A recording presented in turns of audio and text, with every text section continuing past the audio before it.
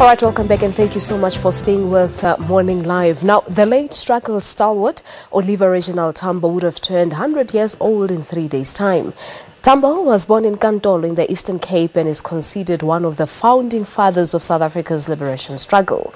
With government having declared 2017 the year of OR Tambo, many events have taken place in his honor. Linda Vilakazi is the Chief Executive Officer of the Oliver and Adelaide Tambo Foundation, and she joins us this morning to talk to us about the foundation's plans to celebrate Tambo's life. Sis Linda, good morning to you and thank you so much for joining us here on Morning Live. Good morning, Palisa, and good morning to your listeners. Thank you so much indeed. I would imagine it was one of those busy years, busiest years in fact, because of government having declared 2017 the year of OR Tambo. How have things been? Yes, it has been an insanely busy year, but I think busy in a good way. Yeah. Because I think for the first time, South Africans got a real chance to understand the man OR Tambo. Unfortunately, he's one of those great leaders who didn't spend much time in the country, and when he came back, he only had 2 years and then he passed on. Yeah. So very few people really know of him, really understand him, and clearly lots of people don't even understand the massive role that he played in gaining us the freedoms that we enjoy today. So it's been a busy year trying to open up this mysterious man to as many South Africans as possible, in particular the youth, who really need to know about him, because it's the youth that's meant to take us forward. That is true. But it was also one would say, cathartic period for those who lived with him, who saw him go through all the hoops and challenges of those difficult years. And they too were able to reflect and recollect on the memories they shared with him. Because one always needs a balance of the memories and the opportunities those memories give us as going in the future. So yes, it's been a marvelously busy year. We are happy but very tired, but very excited also, because now this is the week. And it's going to get even busier on Friday on his big day. Yes, Talk to us about the events on Friday. I know that the main event will be in Nkantolo in the Eastern Cape, but you also have a lecture here in Joburg. Yes, correctly so. The morning will kick off with the Nkantolo celebration as led by government, Nkantolo being his birthplace. Yeah. And that starts in the morning and should be done by the early afternoons. Then in the afternoon here at Wits University at the Great Hall from 4 o'clock, the foundation is hosting the Centenary Memorial Lecture. We chose Wits because we also wanted a venue that could take a bigger number.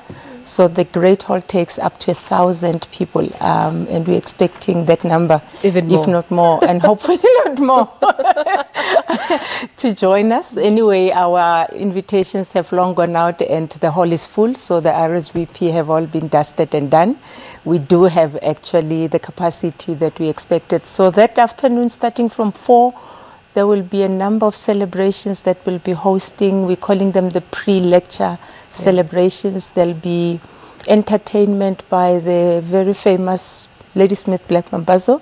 They also composed a new song this year on OR, celebrating him. Yes. So they'll be getting us to enjoy that. The Wits Choir, which is an award-winning choir, would also entertain us, as well as a small, not small, the choir is quite big and it comes from Davidton. It's a high school called Unity Secondary School. They have a number of beautiful songs that they've been singing over the years. Let's just reflect a little bit on the activities that took place from the beginning of this year. There were lectures, there were talks, and as you mentioned, most importantly, targeting the young people. How was the message received? The message was well received. Like I said, we're trying to open the life of this mysterious man to many South Africans. We kicked off the year with an exciting recollection and reflection session where we joined the Trevor Huddleston Memory Center, and we had people that lived with OR, like Abdul Minty, like Lord Steele from the UK, Meg Gertrude Chope, and they were all reflecting on the life they had with him, how they got to meet him, how they got to love him, and how they got to work together.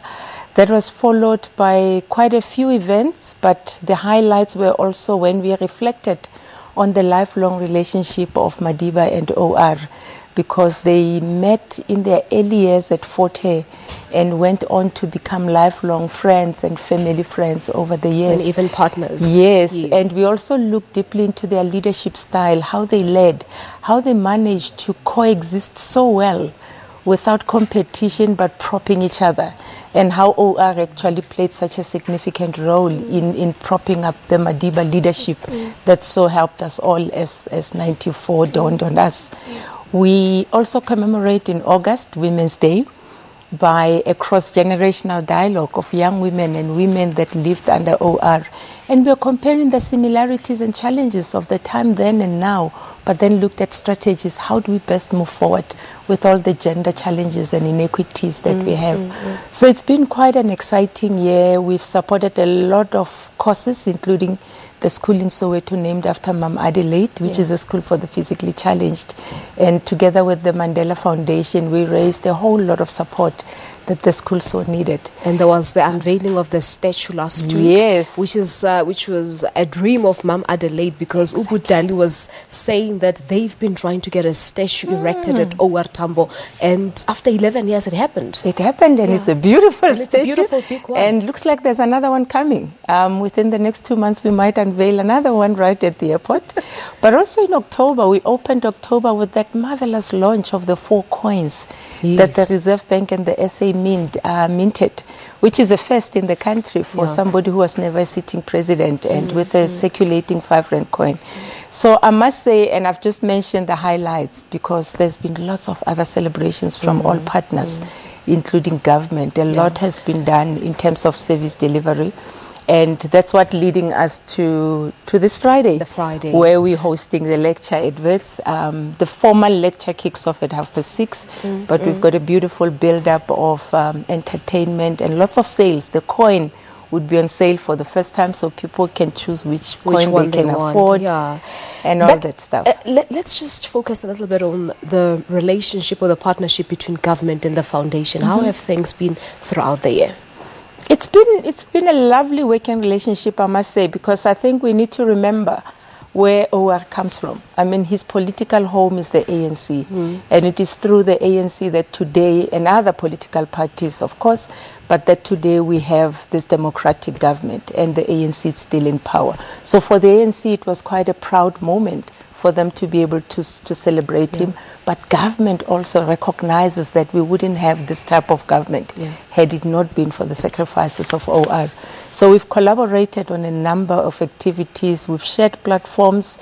We've each gone our own way, and we've all participated in what government set up as the interministerial committee that was looking at the celebrations and how. So we've been quite a central player that sometimes helped to remind all the plans and all the participants in this process that what we do, we need to ensure that we stick to the values of OR and not work against who he really was and not present him as somebody else other than the actual humble good leader that he was. Sis Linda, we'll leave it at that for now, but thank you so much for coming through on Morning Live, and all the best for Friday. Thank you so much. And Sunday we'll close off with a celebration in Soweto, and anybody can join us at Regina Mundi from 2 o'clock. All right. Linda Vilakazi was inspired when she saw Oliver Tambo speak on stage. She is now the CEO of the Oliver and Adelaide Tambo Foundation, talking to us about the centenary celebration. It's 5 minutes before 7 o'clock. Let us get you a weather update, and CPS Ihlekunene is standing by. Sawubona buti.